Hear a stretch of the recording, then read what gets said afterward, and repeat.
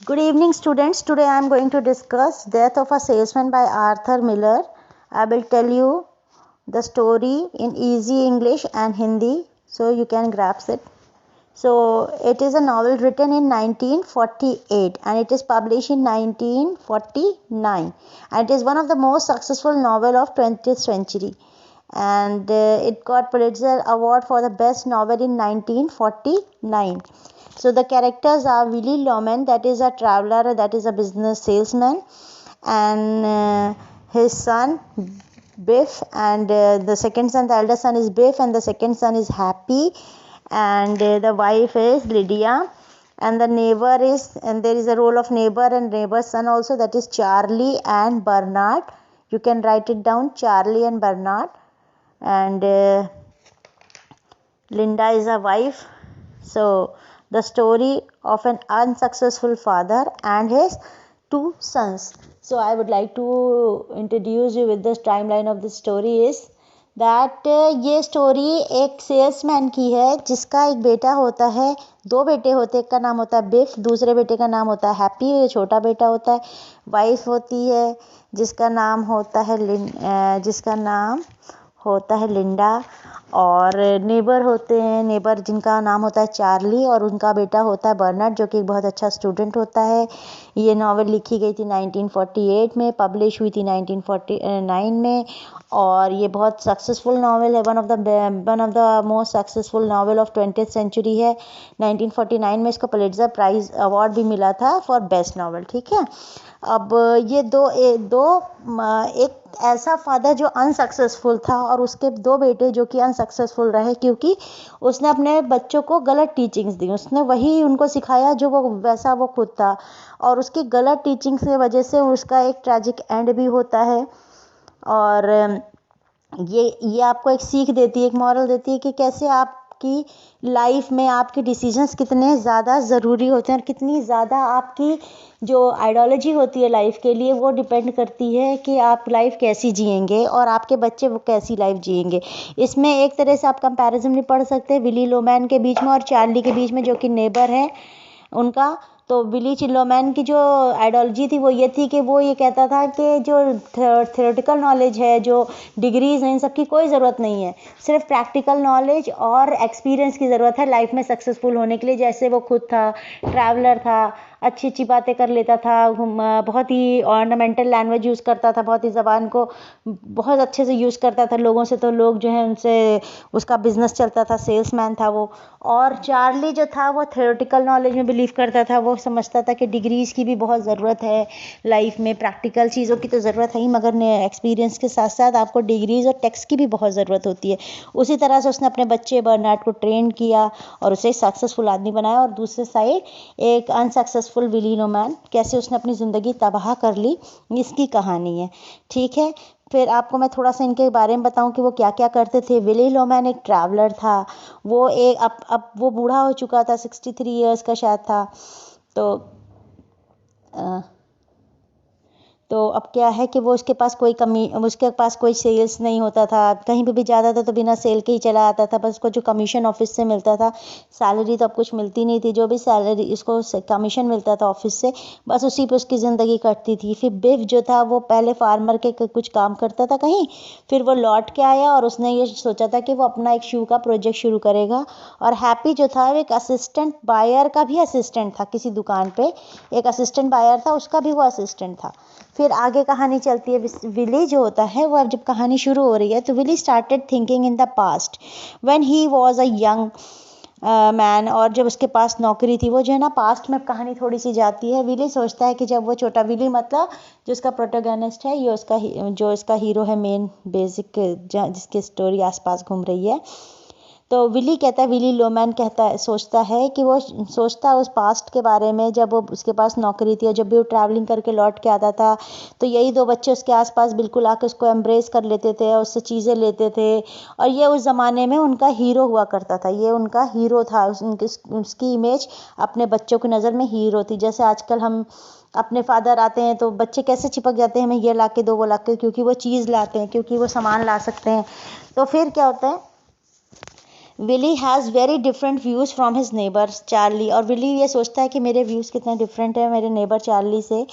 और वो ये याद करता है कि वो डिग्रीज़ और नॉलेज में बिलीव नहीं करता था।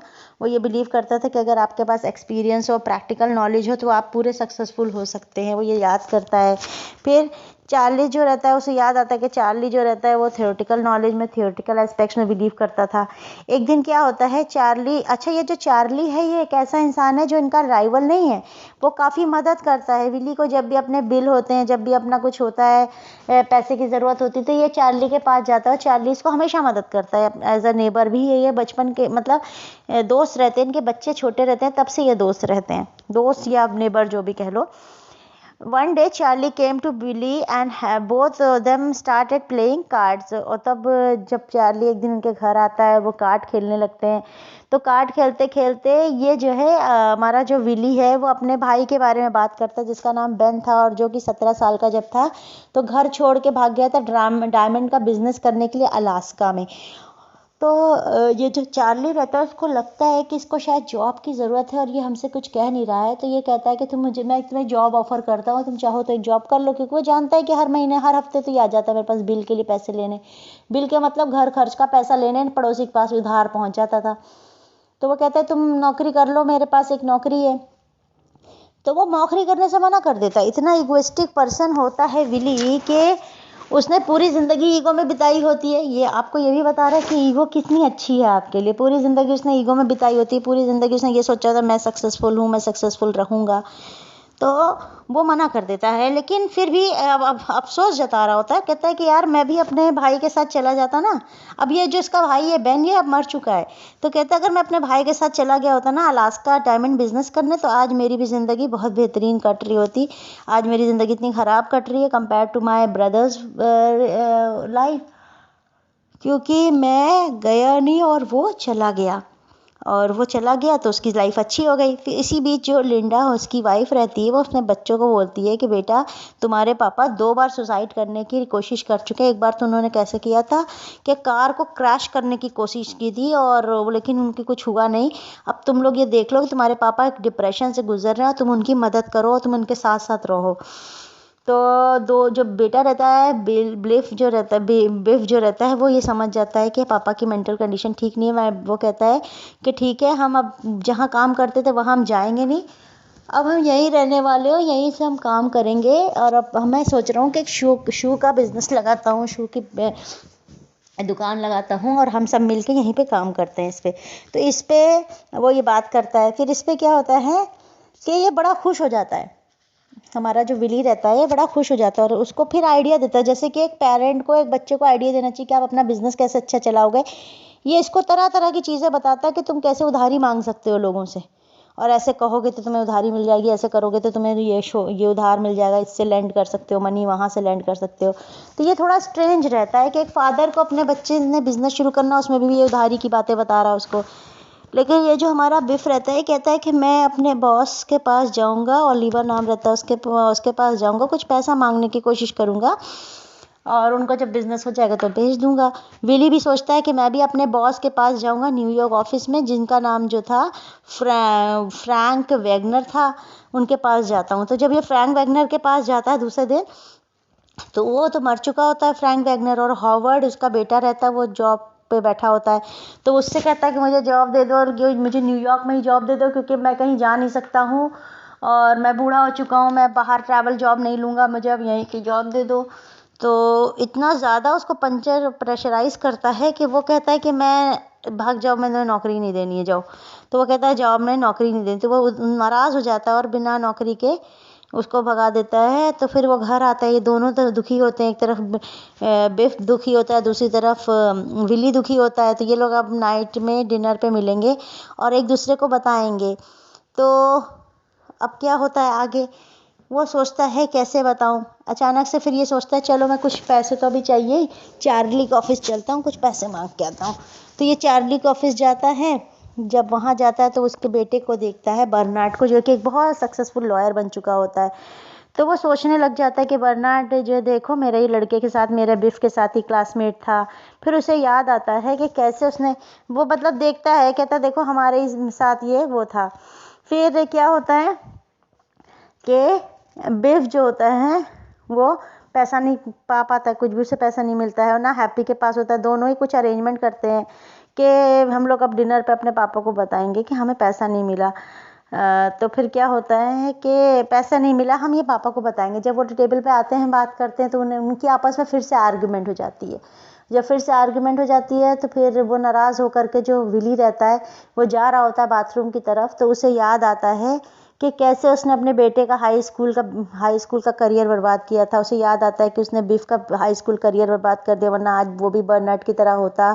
उसे याद आता है कि एक दिन जब वो मैथ्स में फ़ेल हो गया था बिफ, तो वो उसे बताने के लिए आ रहा था, तो उसने उसको किसी होटल में किसी और लेडी के साथ रूम में देखा था, और उसके बाद उसकी जो इमेज थी अच्छी वाली कि वो एक अच्छा फादर, एक अच्छा मैन है, वो इमेज क्रैश कर जाती है। और उसका सन जो रहते हैं, वो दोनों बेटे जो हैं वो भी उसकी राह पे चल पड़ते हैं, उन्हीं की फॉलोइंग हिज फुट स्टेप पे आ जाते हैं। और फिर वो अपने बच्चों को देखता है उसी होटल से 2 कॉल गर्ल्स के साथ जाते हुए, यानी कि वो जैसे हरकत कर रहे होते हैं जैसे वो उनका कैरेक्टर होता है। तो वो जब वो बच्चे अपने फादर को देखते हैं कि वो जो हमारा रोल मॉडल, हमारा हीरो था, वो ऐसा कर रहा है, तो फिर डायरेक्टली इनडायरेक्टली वो पढ़ाई लिखाई छोड़ देते हैं और फिर वो भी उस अपने ही फादर की फुटस्टेप को फॉलो करते हैं। तो वो एक तरह से अपने आप को कसूरवार मानता है इन दोनों को अपने गलत रास्ते पे लाने के लिए, इनकी ज़िंदगी ख़राब करने के लिए। फिर क्या होता है, माँ जो है मिलती है, अपने बेटे को डांटती है, कहती है कि तुम लोग दोनों भाइयों ने पापा को नाराज़ कर दिया और वो देखो उधर गए हैं, जाओ तुम लोग पीछे पीछे, वो तुम वैसे ही डिप्रेस चल रहे हैं। तो वो जो है जब जाते हैं तो देखते हैं कि ये जो है गार्डन में बैठा होता है, रात की आधी रात में कुछ बोने की कोशिश कर रहा होता है और अपने मरे हुए भाई के भूत से बात कर रहा होता है। तो बिफ को देख करके बड़ा वो भी होता है, तरस भी आता है, गुस्सा भी आता है। तो वो जाता है, फिर से बोलता है, फिर क्योंकि उसका गुस्सा तो ख़त्म होता नहीं है, तो वो अपने पापा से कहता है कि ना ही तुम्हारे अंदर कोई अच्छी क्वालिटी है और ना ही मेरे अंदर अच्छी क्वालिटी, हम दोनों के ही अंदर अच्छी क्वालिटी नहीं है। And you have never come out from the American dream. वो कहता है कि तुम कभी भी अपने अमेरिकन ड्रीम से, मतलब अपने ये ख्वाब से कि सब कुछ अच्छा होगा, सब कुछ बहुत बढ़िया होगा, इससे कभी बाहर निकल, अपने सपने वाली दुनिया से, अपनी ये जो तुमने एक दुनिया बना रखी है इल्यूजन की, इससे कभी बाहर आई नहीं है, तुमने हम लोग के लिए कुछ किया ही नहीं। और ऐसा कह के गुस्से में फिर चला जाता है। और अब विली कुछ सोचता है, विली कहता है कि यार मैंने सच में ज़िंदगी अपनी बर्बाद की, अपने बच्चों की ज़िंदगी बर्बाद की, सबकी ज़िंदगी मैंने ही बर्बाद की। अब वो डिसाइड करता है कि उसके पास कुछ पैसे हैं इंश्योरेंस में, अगर वो मर जाता है तो वो सारे इंश्योरेंस पैसे उनके घर को मिल जाएंगे, उनके सारे कर्जे भी चुक जाएंगे। वो गाड़ी उठाता है और जाता है और एक एक्सीडेंट कर देता है और वहीं उसकी मौत हो जाती है। अब बाकी वो फ्यूनरल होता है विली यानी फादर का। जब उसका फ्यूनरल होता है तो बर्नार्ड खाली आते हैं, चार्ली आते हैं, उसकी खुद की फैमिली होती है। इससे ये भी पता चलता है कि वो कितना पॉपुलर था, कितना उसने सक्सेस कमाई थी। भाई सक्सेसफुल आदमी होता तो बहुत लोग आते। फिर वो आगे क्या होता है, अब ये मर चुका है, इसके इंश्योरेंस के पैसे से इनका घर बच गया, इनके कर्जे सारे चुकते हो गए। अब आप देखोगे अलग अलग लोग क्या क्या सोच रहे हैं। बिफ जो था वो सोचता है कि मेरे पापा एक अनसक्सेसफुल आदमी थे और इन्होंने अपनी ज़िंदगी अनसक्सेसफुल जी, और आज अपनी ज़िंदगी को पर्पसलेस जीने के बाद एक पर्पसलेस मौत भी मर गए, मतलब बेवजह मर गए, और उसे ऐसा लगता है कि अचानक से मर गए। उसे नहीं पता होता कि इनका प्लान होता है दिल से। फिर उसकी वाइफ जो होती है, चार्ली, ये सोच रहा होता है कि वो एक सेल्समैन था, चार्ली उसको एक सेल्समैन मानता है। तो कहता है वो एक सेल्समैन था, उसने अपने ड्रीम्स के लिए अपनी ड्रीम्स को ख़त्म कर दिया, बेच दिया, अपनी लिविंग को पूरा करने, लाइवलीहुड को पूरा करने के लिए अपने सपनों को बेच दिया उसने। फिर लिंडा जो उसकी वाइफ रहती है, वो सोचती है कि देखो मेरे पति ने ये सब कुछ हमारे लिए किया, हमारी हैप्पीनेस के लिए किया, खुद मर गए, उनके इंश्योरेंस के पैसे से हमारा घर बच गया, हमारे कर्जे चुक गए, मगर क्या फ़ायदा इस घर का जिसमें वो खुद भी नहीं है। और एक तरह से ये बहुत बिटर लॉस है।